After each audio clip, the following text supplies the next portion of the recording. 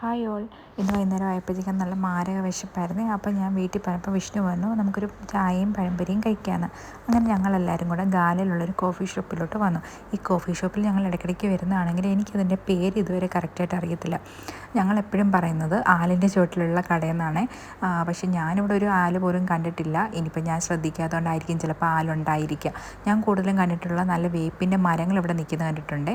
അല്ലാതെ വേറൊന്നും ഞാൻ കണ്ടിട്ടില്ല. അങ്ങനെ നമ്മൾ ആ കടയിലേക്ക് എത്തി, ഷോപ്പിലേക്ക് എത്തി. ഞാനിവിടുന്ന് സ്ഥിരം ട്രൈ ചെയ്യുന്ന ഒരു ഐറ്റം ഇവരുടെ പഴംപൊരിയാണ്.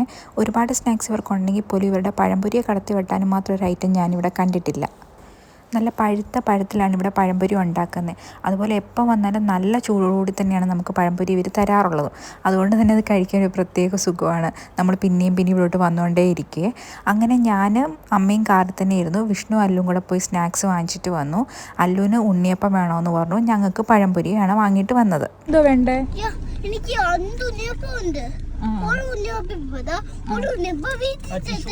ഓക്കെ. ഞങ്ങൾ എല്ലാ സാധനങ്ങളും കാറിൽ വെച്ച് തന്നെ ഫിനിഷ് ചെയ്ത്, അതുകൊണ്ട് തന്നെ അതിൻ്റെ ഫോട്ടോസോ വീഡിയോസോ ഒന്നും എടുക്കാൻ പറ്റിയില്ല. അപ്പോൾ നിങ്ങൾക്ക് ആർക്കെങ്കിലും ടൈം കിട്ടുവാണെങ്കിൽ ട്രൈ ചെയ്ത് നോക്കണം. അപ്പോൾ ടാറ്റ, ബൈ ബൈ, അടുത്ത വ്ളോഗിൽ കാണാമേ.